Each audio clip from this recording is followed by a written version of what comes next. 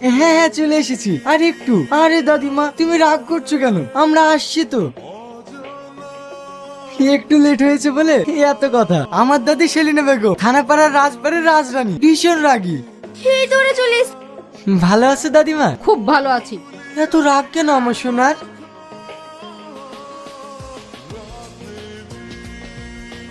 এই গাধাটা কে? আমার ফ্রেন্ড। এক গাধাতেই হয় না, আবার আরেকটা গাধা।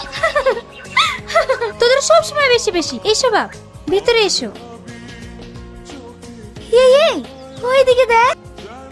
বাবা, দাদির সঙ্গে গাধাটা কি এমন কথা বলছে? চল ওকে একটু লেড়ে আসি। তোমাদের জুটিটা কিন্তু হেভি বানিয়েছে। দাদা মরে গিয়েছে তো কি হয়েছে? তুমি নতুন করে আবার একটা বয়ফ্রেন্ড পেয়েছো। তোদের সব সময় থাক থাক থাক, তোমাদেরকে ডিস্টার্ব করছি না। মা খেতে ডাকলো, চলো খেয়ে আসো গা। গাধা।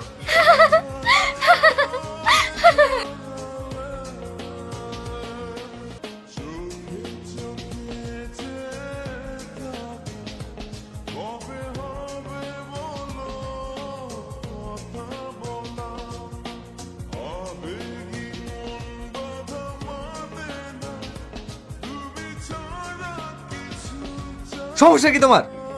ইডিয়েট কোথাকার। আমার গায়ে হাত তোলা? দাঁড়া, তোকে এই বাড়িতে থাকাচ্ছি। এই নাও চা খাও। বাবা সূর্য আজ কোন দিকে উঠেছে? নাও তো, অনেক কষ্ট করে বানিয়েছি। খা, আমি কি জিনিস বুঝ। আমাকে চল মারা, দেখ কেমন আমি কি জিনিস। তোমাদের যেহেতু আমাকে নিয়ে এতই সমস্যা, আমি এবার থেকে চলে যাচ্ছি। কি রে তুই ব্যাগ হাতে করে কোথায় যাচ্ছিস? আমি চলে যাচ্ছি, আমার জন্য তোদের সমস্যা তা আমি চাই, তাই আমি চলে যাচ্ছি। না তোকে যেতে হবে না, চল আমার সাথে।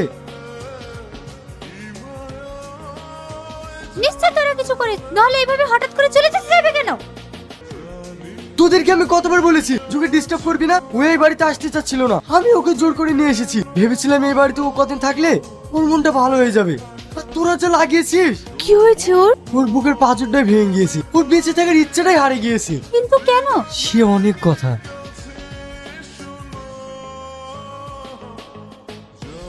বলে এবার করে মেয়ে জন্য বল। কি ব্যাপার? তুমি ওকে